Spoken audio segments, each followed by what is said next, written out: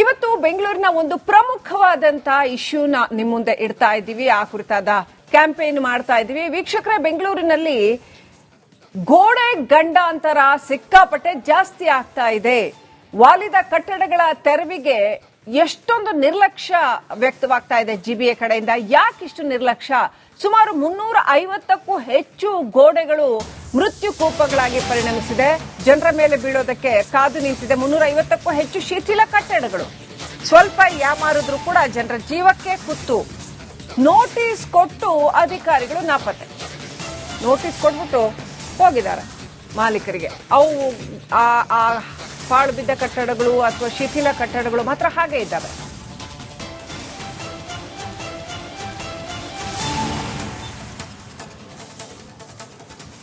ಅನೇಕ ದುರಂತಗಳು ಬೆಂಗಳೂರಲ್ಲ ಆದ್ವು. ಶ್ರೀಲಕ್ಷ್ಮಿ, ನಾವು ಗಮನಿಸಿದ್ವಿ. ಆಗ್ಲಾದ್ರೂ ಎಚ್ಚೆತ್ಕೊಂಡ್ರ? ಯಾಕಂದ್ರೆ 7 ಪ್ರಾಣಗಳು ಹೋಯ್ತು.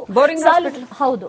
ಈ ಸಾಲು ದುರಂತಗಳ ಆದ ನಂತರದಲ್ಲಿ ಅಧಿಕಾರಿಗಳು ಎಚ್ಚೆತ್ಕೊಳ್ತಾರೆ, ಏನೋ ಒಂದು ವ್ಯವಸ್ಥೆಗಳನ್ನ ಮಾಡ್ತಾರೆ. ದುರಸ್ತಿ ಕಾರ್ಯನೋ ಅಥವಾ ಅದನ್ನ ಸ್ಥಳಾಂತರ ಮಾಡೋದು, ಅಲ್ಲಿರುವಂತವರನ್ನ ಕಟ್ಟಡಗಳಾಗಿದ್ರೆ ಅಥವಾ ಸರ್ಕಾರಿ ಕಟ್ಟಡಗಳಾಗಿದ್ರೆ ಅಲ್ಲಿರುವಂತಹ ಅಧಿಕಾರಿಗಳನ್ನ ತೆರವು ಮಾಡುವಂತದ್ದು, ಇಂಥದ್ದು ಮಾಡ್ತಾರೆ ಅನ್ನುವಂತಹ ನಿರೀಕ್ಷೆಗಳು ಪ್ರತಿ ಬಾರಿ ನಮ್ಗಿದ್ರು ಕೂಡ ಆ ನಿರೀಕ್ಷೆಗಳೆಲ್ಲವೂ ಕೂಡ ಪ್ರತಿ ಬಾರಿ ಎಂದಿನಂತೆ ಹುಸಿಯಾಗಿದೆ. ಸಾಲು ದುರಂತಗಳಾದ್ರೂ ಕೂಡ ಅಧಿಕಾರಿಗಳು ತಮ್ಮ ನಿದ್ದೆಯಿಂದ ಎದ್ದಂತಂತೂ ಕಾಣಿಸ್ತಾ ಇಲ್ಲ. ಯಾರದೇ ಪ್ರಾಣ ಹಾರು ಹೋದ್ರೆ ನಮ್ಗೇನು ಅನ್ನುವಂತ ಒಂದು ರೀತಿಯಲ್ಲಿ ಬಹಳ ನಿರ್ಲಕ್ಷ್ಯ ಎದ್ದು ಕಾಣಿಸ್ತಾ ಇದೆ. ಇಚ್ಛಾಶಕ್ತಿಯ ಕೊರತೆ ಅಂತೂ ಬಹಳ ಕ್ಲಿಯರ್ಲಿ ವಿಸಿಬಲ್ ಆಗಿ ಕಾಣಿಸ್ತಾ ಇದೆ. ಅವ್ರ ಮನಸ್ಥಿತಿ ಏನು ಅಧಿಕಾರಿಗಳದ್ದು ಅನ್ನೋದು ಗೊತ್ತಾಗ್ತಾ ಇದೆ. ಈ ಶಿಥಿಲಾವಸ್ಥೆಯಲ್ಲಿರುವಂತಹ ಕಟ್ಟಡ ಗೋಡೆಗಳನ್ನ ತೆರವು ಮಾಡದೆ ನಿದ್ರೆ ಜಾರಿ ಇರೋದಿದೆಯಲ್ಲ, ಇದೆಲ್ಲವೂ ಕೂಡ ರಿಪಬ್ಲಿಕ್ ಕನ್ನಡದ ರಿಯಾಲಿಟಿ ಚೆಕ್ ನಲ್ಲಿ ಬಟಾ ಬಯಲಾಗಿದೆ. ಎಲ್ಲೆಲ್ಲಿ ಗೋಡೆಗಳು ವಾಲಿವೆ, ಎಲ್ಲೆಲ್ಲಿ ಬಿರುಕು ಬಿಟ್ಟಿದೆ, ಯಾವ ಗೋಡೆಗಳು ಬೀಳುವಂತ ಪರಿಸ್ಥಿತಿಯಲ್ಲಿದೆ ಅಥವಾ ಯಾವ ಗೋಡೆಗಳು ಖಂಡಿತವಾಗ್ಲೂ ಬಿದ್ದೇ ಬೀಳುತ್ತೆ ಈ ಬಾರಿ ಮಳೆ ಬಂದಂತಹ ಸಂದರ್ಭದಲ್ಲಿ ಅನ್ನುವಂತ ರಿಯಾಲಿಟಿ ಚೆಕ್ ನಲ್ಲಿ ಎಲ್ಲವನ್ನೂ ಕೂಡ ತೋರಿಸಿದ್ದೀವಿ. ಬನ್ನಿ ಅದನ್ನು ನೋಡ್ಕೊಂಡ್ ಬನ್ನಿ.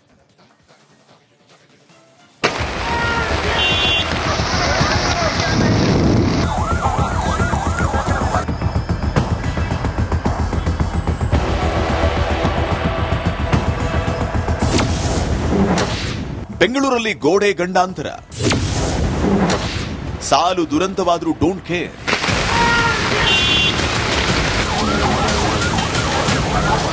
ಏಪ್ರಿಲ್ 29, 2026ರಂದು ಬೌರಿಂಗ್ ಆಸ್ಪತ್ರೆ ಗೋಡೆ ಕುಸಿದು 7 ಮಂದಿ ಬಡಪಾಯಿಗಳ ಪ್ರಾಣಪಕ್ಷಿ ಹಾರಿ ಹೋಗಿತ್ತು. ಇದಾಗಿ 1 ತಿಂಗಳ ಅಂತರದಲ್ಲೇ ವಿಜಯನಗರ ಕ್ಲಬ್ ಗೋಡೆ ಕುಸಿದು ತನ್ನ ಪಾಡಿಗೆ ಇದ್ದ ಆಟೋ ಚಾಲಕ ಸ್ಥಳದಲ್ಲಿ ಮೃತಪಟ್ಟಿದ್ರು. 2 ತಿಂಗಳ ಅಂತರದಲ್ಲಿ 8 ಸಾವು ಹಳೆಯ ಗೋಡೆಗಳಿಂದಾಗಿ ಆಗಿದೆ. ಆದರೆ ಶಿಥಿಲಾವಸ್ಥೆಯಲ್ಲಿರುವ ಕಟ್ಟಡಗಳ ತೆರವು ಮಾಡುವ ಆದೇಶ ಬರೀ ಪೇಪರ್ಗಷ್ಟೇ ಸೀಮಿತ ಆಗಿದೆ. ಕಾರ್ಯರೂಪಕ್ಕೆ ಬರದೇ ಧೂಳು ಹಿಡಿದಿದೆ. ಸುಮಾರು 25 ವರ್ಷದ ಹಿಂದಿನ ಹಳೆ ಗೋಡೆ. ಇದು ತುಂಬಾ ರಿಸ್ಕಿ ಆಗಿದೆ. ಏನಕ್ಕೆ ಅಂದ್ರೆ ಇಲ್ಲಿ 100 ಜನ ಸ್ಟೂಡೆಂಟ್ಸು ಇಲ್ಲಿ ಕಾಲೇಜ್ ಇರೋದ್ರಿಂದ ಓಡಾಡ್ತಿರ್ತಾರೆ. ಪಕ್ಕದಲ್ಲಿ ದೇವಸ್ಥಾನ ಇದೆ.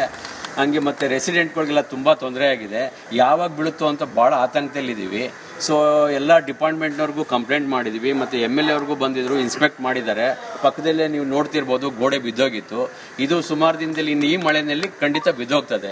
ಬೆಂಗಳೂರಿನಲ್ಲೇ 300ಕ್ಕೂ ಹೆಚ್ಚು ಹಳೆಯ ಗೋಡೆಗಳು ಹಾಗೂ ಕಟ್ಟಡಗಳಿದೆ. ಅವುಗಳನ್ನು ತೆರವು ಮಾಡದೆ ಜಿಬಿಎ ನಿರ್ಲಕ್ಷ್ಯ ವಹಿಸಿದೆ. ಸರ್ಕಾರಿ ಕಚೇರಿಗಳು, ಆಸ್ಪತ್ರೆಗಳು ಹಾಗೂ ಶಾಲೆಗಳ ಗೋಡೆಗಳೇ ಅಪಾಯದಲ್ಲಿ ಇರೋದು ರಿಪಬ್ಲಿಕ್ ಕನ್ನಡ ರಿಯಾಲಿಟಿ ಚೆಕ್ನಲ್ಲಿ ಬಯಲಾಗಿದೆ. ರಿಯಾಲಿಟಿ ಚೆಕ್ ನಂಬರ್ 1, 7 ಮಂದಿ ಬಲಿಯಾಗಿದ್ರು ಡೋಂಟ್ ಕೇರ್. ಜಿಬಿಎ ಅಧಿಕಾರಿಗಳು ಮತ್ತಷ್ಟು ನಿರ್ಲಕ್ಷ್ಯವನ್ನ ತೋರ್ತಾ ಇದ್ದಾರೆ. ಒಂದು ಕಡೆಯಲ್ಲಿ ಗೋಡೆ ಕುಸಿದಿರುವಂತಹ ಜಾಗಕ್ಕೆ ಮೂಟೆಗಳನ್ನ ಹಾಕಿ ಅದನ್ನ ಮುಚ್ಚುವಂತಹ ಕೆಲಸವನ್ನ ಮಾಡಿದ್ರೆ, ಮತ್ತೊಂದು ಕಡೆಯಲ್ಲಿ ಉಳಿದಂತಹ ಭಾಗದ ಗೋಡೆ ಏನಿದೆ ಆ ಒಂದು ಗೋಡೆಯನ್ನ ತೆರವು ಮಾಡದೆ ನಿರ್ಲಕ್ಷ್ಯವನ್ನ ತೋರ್ತಾ ಇರುವಂತದ್ದು. ಸುಮಾರು ಹಳೆಯ ಗೋಡೆ, ಅನೇಕ ವರ್ಷಗಳ ಹಿಂದಿನ ಗೋಡೆ ಇದು. ಈ ಒಂದು ಗೋಡೆ ಮಳೆ ಬಂದಂತಹ ಸಂದರ್ಭದಲ್ಲಿ ಕುಸಿತಿತ್ತು. ಆದ್ರೆ ಸದ್ಯ ಈ ಭಾಗದಲ್ಲಿ ಗಮನಿಸ್ತಾ ಇರಬಹುದು, ಸಂಪೂರ್ಣವಾಗಿ ಬಿರುಕು ಬಿದ್ದಿದೆ. ರಿಯಾಲಿಟಿ ಚೆಕ್ ನಂಬರ್ 2, ಸ್ವಲ್ಪ ಯಾಮಾರಿದ್ರು ಯಮಪುರಿ. ಅಪಾಯಕಾರಿಗಳ ಗೋಡೆ ಇದ್ರೂ ಕೂಡ ಅಧಿಕಾರಿಗಳು ಅದನ್ನ ತೆರವು ಮಾಡುವಂತಹ ಒಂದು ಕರ್ತವ್ಯನ ನಿರ್ವಹಿಸ್ತಾ ಇಲ್ಲ. ಇನ್ನು ಶಾಲೆಯ ಗೋಡೆ ಆಗಿರೋದ್ರಿಂದಾಗಿ ಸಂಜೆ ಹೊತ್ತಿಗೆ ಅದರ ಜೊತೆಗೆ ಬೆಳಗ್ಗೆ ಹೊತ್ತಿಗೆ ಮಕ್ಕಳು ಓಡಾಡ್ತಾ ಇರ್ತಾರೆ. ಅಂತ ಸಂದರ್ಭದಲ್ಲಿ ಈ ರೀತಿಯಾಗಿ ಅಪಾಯಕಾರಿ ಗೋಡೆಗಳು ಇರುವಂತದ್ದು ಸಂಪೂರ್ಣವಾಗಿ ಬಿರುಕು ಬಿಟ್ಟುಕೊಂಡಿದೆ. ಒಂದು ಕಡೆಯಲ್ಲಿ ವಾಲಿಕೊಂಡಿದೆ. ಯಾವ ಕ್ಷಣಕ್ಕೆ ಬೇಕಾದ್ರೂ, ಯಾವ ಮಳೆಗೆ ಬೇಕಾದ್ರೂ ಇದು ಕೆಳಗೆ ಬೀಳಬಹುದು, ಇದರಿಂದ ಅಪಾಯ ಸಂಭವಿಸಬಹುದು ಅನ್ನುವಂಥದ್ದು ಅಧಿಕಾರಿಗಳಿಗೂ ಕೂಡ ಗೊತ್ತಿದೆ. ರಿಯಾಲಿಟಿ ಚೆಕ್ ನಂಬರ್ 3, ವಾಲಿದ ಅಡ್ಡಗೋಡೆ. ಸಂಪೂರ್ಣವಾಗಿ ಎಲ್ಲ ಈ ಕಲ್ಲುಗಳೆಲ್ಲ ಕಿತ್ತು ಹೋಗಿದೆ. ಅದರ ಜೊತೆಗೆ ಜೋತಾಡ್ತಾ ಇದೆ. ಯಾವ ಕ್ಷಣದಲ್ಲಿ ಬೇಕಾದ್ರೂ ಈ ಕಲ್ಲುಗಳು ಬೀಳಬಹುದು ಅನ್ನುವಂತಹ ಪರಿಸ್ಥಿತಿಗೆ ಬಂದು ತಲುಪಿರುವಂತದ್ದು ಗಮನಿಸ್ತಾ ಇರಬಹುದು. ಒಂದಿಷ್ಟು ಕೆಳಗೆ ಬಿಟ್ಟು ಹೋಗಿದೆ, ಗಮನಿಸ್ತಾ ಇರಬಹುದು. ಕೆಳಗೆ ಬೀಳ್ತಾ ಇದೆ, ಮುಟ್ಟಿದ್ರೆ ಬೀಳ್ತಾ ಇದೆ, ಗಾಳಿ ಬಂದ್ರೆ ಬೀಳ್ತಾ ಇದೆ. ಅದರ ಜೊತೆಗೆ ಒಳಭಾಗದಲ್ಲಿ ಅಲ್ಲಾಡ್ತಾ ಇದೆ. ಸಂಪೂರ್ಣವಾಗಿ ಈ ನೇರಕ್ಕೆ ಇರಬೇಕಾಗಿತ್ತು, ಆದ್ರೆ ಗಮನಿಸ್ತಾ ಇರಬಹುದು ಡಿಫರೆನ್ಸ್ ಗೊತ್ತಾಗ್ತಾ ಇದೆ. ಈ ನೇರಕ್ಕೆ ಇರಬೇಕಾಗಿದ್ದಂತ ಅಡ್ಡಗೋಡೆ ಇದೀಗ ಈ ನೇರಕ್ಕೆ ಅಂತ ಹೇಳಿದ್ರೆ ಒಳಭಾಗಕ್ಕೆ ಬಾಗಿಕೊಂಡಿರುವಂತದ್ದು. ಕೆಳಭಾಗದಲ್ಲಿ ವಾಹನಗಳು ಓಡಾಡ್ತಾ ಇರ್ತವೆ. ನೋಡಿದ್ರಲ್ಲ, ಇದು ಜಿಬಿಎ ಕಾರ್ಯವೈಖರಿಯ ಕಹಾನಿ. ಶಿಥಿಲಾವಸ್ಥೆಯಲ್ಲಿರುವ ಗೋಡೆಗಳು, ಹಳೆ ಕಟ್ಟಡಗಳು ಯಾವುದು ಅಂತ ಅಧಿಕಾರಿಗಳಿಗೆ ಗೊತ್ತಿದ್ರೂ ತೆರವು ಕಾರ್ಯಾಚರಣೆ ಮಾತ್ರ ಆರಂಭ ಆಗಿಲ್ಲ. ಗೋಡೆ ತುಂಬಾನೇ ಡೆಲಿಕೇಟ್ ಆಗಿತ್ತು.